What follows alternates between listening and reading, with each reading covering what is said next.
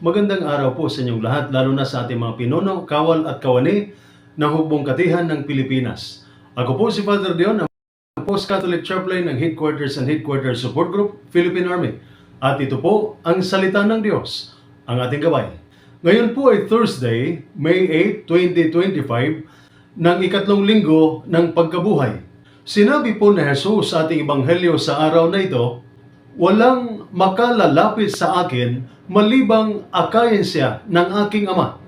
Mga kapatid, lalo na sa ating mga sundalo at mga lingkod bayan, alam ng Diyos kung gaano kahirap ang bawat araw mo.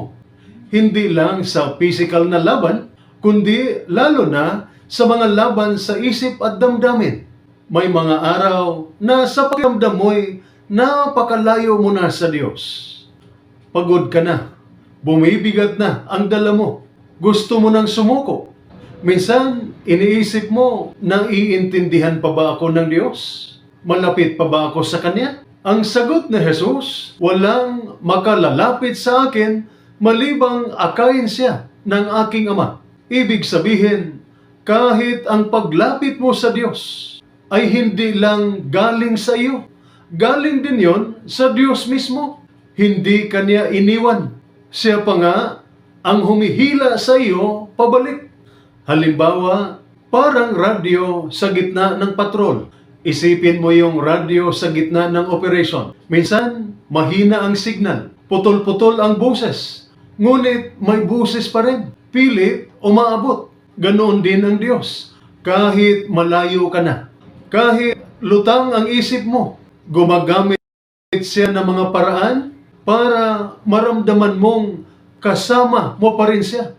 Maaaring sa salita ng chaplain, sa mensahe ng kakampi, sa simpleng kabutihan ng kapwa sundalo, nandiyan siya.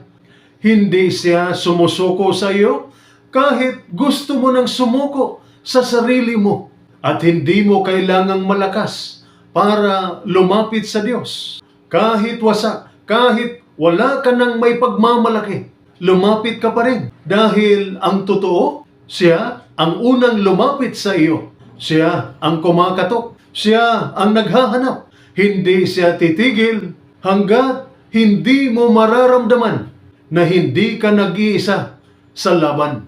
Ito po ang salita ng Diyos, ang ating gabay. Manalangin tayo.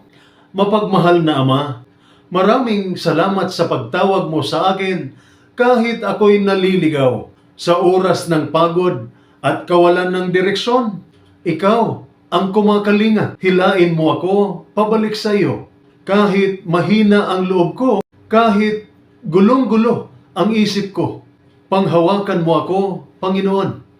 At huwag mong hayaang makalimot ako na kasama kita sa bawat hakbang at sa bawat laban.